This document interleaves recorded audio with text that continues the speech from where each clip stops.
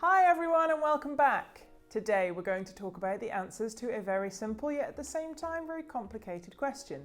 And that question is, how do I move to Canada? Now, if you expected this to be a quick and simple answer, I'm afraid you were sadly mistaken. It's never going to be straightforward because not only are there many ways to move to Canada, but no two people are in the same situation.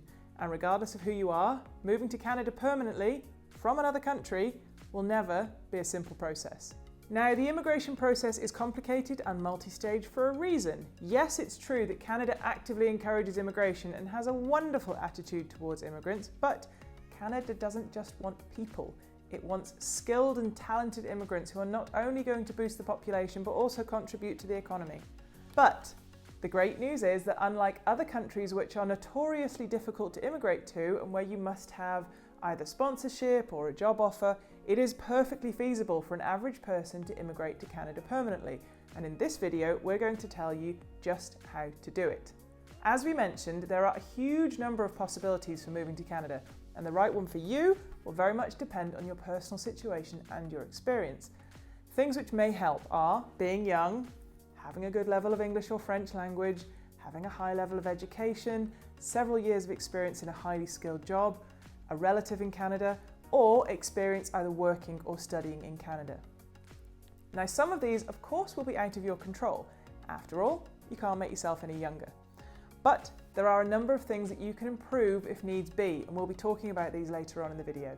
Now, it would be useful to point out here that some routes into Canada are temporary, such as a work permit or a study permit or the International Experience Canada program, meaning that you will only have the right to stay in Canada for a fixed amount of time.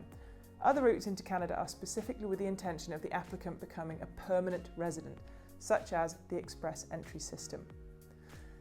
If you intend to move to Canada permanently, there are three main ways of doing it. Firstly, through the Express Entry system. Secondly, by obtaining a work permit. And thirdly, by coming to Canada as a student and gaining permanent residence after graduating. We will talk you through each of these options today. So, to begin with, the Express Entry system is not an immigration program as such. It is an online system for managing the applications for 4 immigration programs for Canadian permanent residents. Express Entry is based on a points system whereby you are awarded CRS or Comprehensive Ranking System points for various factors such as your age, your education, your skills, your work experience and your language ability. Anybody can apply through Express Entry. It's simply a case of the more points you have, the more likely it is that you will be selected for permanent residence.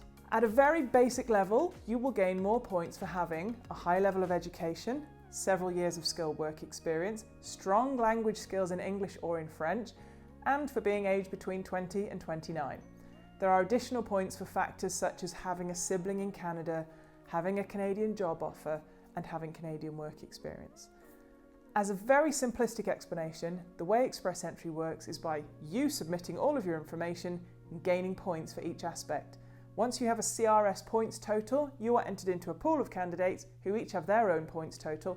Then a draw is conducted by Immigration Canada and they offer the candidates with the highest CRS points an invitation to apply for permanent residency in Canada. Now, as a point of reference, there are currently over 183,000 candidates with profiles in the Express Entry pool. And pre-COVID, approximately 3,000 of these candidates were offered invitations to apply every 2 weeks. It doesn't cost anything to submit an Express Entry profile. However, many people do choose to use an immigration consultant or a lawyer to take them through the process, as it can get quite complicated and you definitely don't want to be making any mistakes in your application. Before committing to anything, you can find out what your CRS points total would be using the Comprehensive Ranking System tool on the Government of Canada website, and you can find the link for this in the description box below. Of course, you won't be able to assess exactly how many points you'll have until you've taken a language test and had your academic credentials assessed, but you can give these a best guess and you can get a pretty good idea of where you might be with regards to your points. Now, today we're just mentioning Express Entry as it's by far the most popular and the most common route to Canadian immigration, and it's important to remember that anyone can apply through this system. There are no restrictions provided you have at least a high school education. That said, creating an express entry profile and entering this pool of candidates does not mean you're in, it simply means that you have a shot. And you may have to work a bit harder to get selected if you don't have the points you need.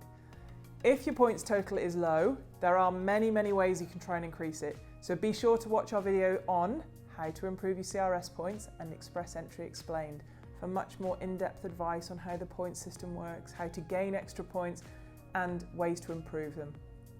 And of course, if this is all still massively confusing, please feel free to get in touch. Put your questions into the comments box below and we'll be happy to give you a bit more advice. We've done it after all.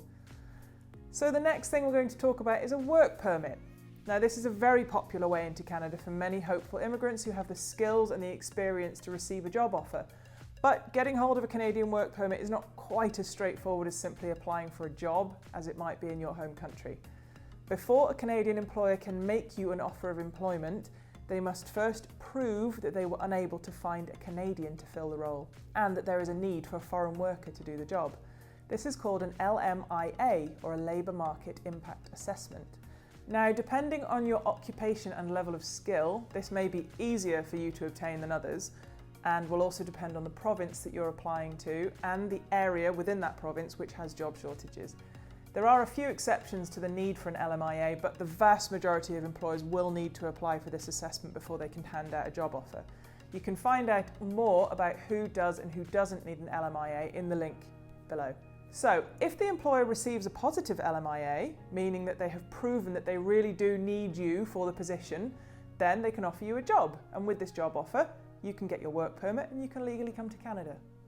Once you've been working in Canada for 12 months, you will be able to apply for permanent residence through the Express Entry system that we mentioned earlier, and more specifically through the Canadian Experience Class category, or CEC. This is an immigration program specifically for those who have work experience in Canada, and you can find out more about the Canadian Experience Class in our other videos. Your Canadian work experience will add valuable and often significant CRS points to your total. As an example, a person on their own applying through Express Entry will get an extra 40 points for a year of Canadian work experience, up to a maximum of 80 points for 5 years work experience in Canada. And on top of this, Canadian experience combined with your level of education can gain you an extra 50 points for those who have the maximum of 2 years work experience in Canada and 2 or more post-secondary program credentials, one of which was a study program of 3 years or longer. Next up is coming to Canada as a student. This is another very popular and pretty exciting route into Canada. Great for gaining life experience as well as looking pretty good on your CV. A year studying in a different country will never be a waste of time. And in Canada, there are really good programs available for students graduating from Canadian universities. Be aware that tuition fees in Canada are quite high, especially for international students. So before you get too deep into it, it's a good idea to find out exactly what the fees might be for the course you want to take. But should you decide that you do want to study in Canada, the first step is to decide on a course and a college and apply to that college as an international student. Once you've been accepted onto the course, you can then use this acceptance letter to apply for your student visa. With the student visa, you can then legally come to Canada to study. Your visa will be valid for the same length of time as your academic course, so if your period of study is 2 years, your student visa will be valid for 2 years. Now here's the great part. With your studies completed, you can now apply for a postgraduate work permit, allowing you to work in Canada. The length of this depends on the length of your studies. So if your course, for example, was between 8 months and 2 years, you will get a postgraduate work permit which is valid for the same length of time as your study. So 1 year of studying should equal a 1-year work permit. But if your study program was 2 years or more, you will get a postgraduate work permit that's valid for 3 years, which is even better. Now, a postgraduate work permit is not a direct path to permanent residency, but it means you can now apply through the Express Entry system. And with both Canadian study and work experience under your belt, you will gain valuable CRS points, up to 30 points for the education in Canada and anything up to 130 for the work experience, which should hopefully place you much higher up in that pool and maybe secure you that invitation to apply. And because you're already in Canada, you will be applying as an inland applicant whose applications tend to get processed far quicker than applicants applying from outside of Canada, which is something we ourselves were very much directly affected by, How many times do I wish we had some Canadian experience? Our applications would have been processed so much quicker. So that's all from today.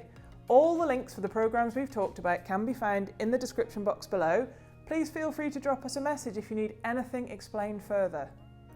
We hope we've given you some inspiration on your options for immigrating to Canada. Please let us know if you have experience with moving to Canada or if you're in the process of trying to move to Canada. This is a great shared experience and we love hearing your stories. And of course, hit subscribe for more great information and advice on how to move to Canada.